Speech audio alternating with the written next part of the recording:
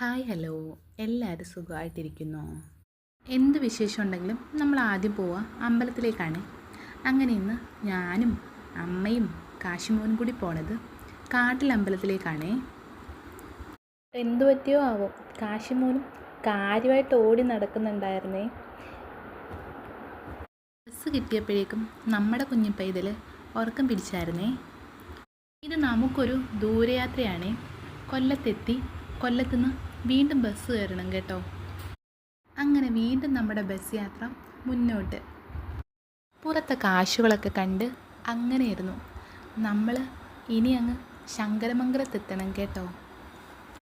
അങ്ങനെ ശങ്കരമംഗലത്തിറങ്ങി അവിടുന്ന് ഓട്ടോയിൽ നമ്മൾ നേരെ ഇനി പോവാം കാട്ടിലമ്പലത്തിലേക്കാണേ. കാശിക്കുട്ടൻ ആദ്യമായിട്ടാണ് കേട്ടോ ഈ കാട്ടിലമ്പലത്തിലേക്ക് വരുന്നത്. നമ്മളങ്ങ് എത്തിയപ്പോഴേക്കും ഒരു 11:45 12 മണി സമയമായിട്ടുണ്ടായിരുന്നേ. ഉച്ച സമയം ആയതുകൊണ്ടാണോ എന്തോ അവിടെ തിരക്കൊന്നും വലുതായിട്ട് കണ്ടിട്ടുണ്ടായിരുന്നില്ല. വള്ളത്തിൽ പോകാനാണ് കൊതിച്ചു നിന്നതെങ്കിലും അപ്പോൾ വന്നത് ഈ ജങ്കാറായിരുന്നു കേട്ടോ. നമ്മളെയും കൂടി കൂട്ടി ഇതിൽ 3-4 പേര് മാത്രമേ ഉണ്ടായിരുന്നുള്ളേ.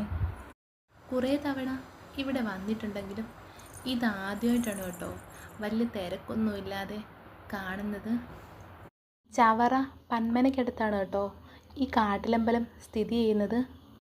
ഒരു വശത്ത് കടലും ഒരു വശത്ത് കായലും സ്ഥിതി ചെയ്യുന്ന അപൂർവം ക്ഷേത്രങ്ങളിൽ ഒന്നാണ് കേട്ടോ ഇത്. കൂടാതെ മണി കിട്ടുന്ന അമ്പലം എന്നുള്ള രീതിയിലും കാട്ടിൽമേക്കതിൽ അമ്പലം പ്രസിദ്ധമാണേ.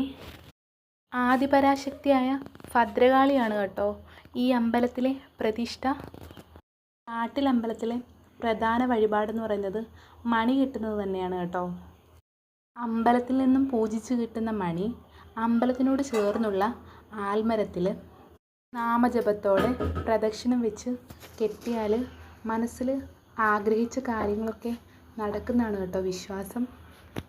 ഇവിടുത്തെ ആൽമരം നിറയെ ഇതുപോലെ നേർച്ചമണികളാണേ. ഇത് കാണാനും ഒരു പ്രത്യേക ചന്തമാണ് കേട്ടോ.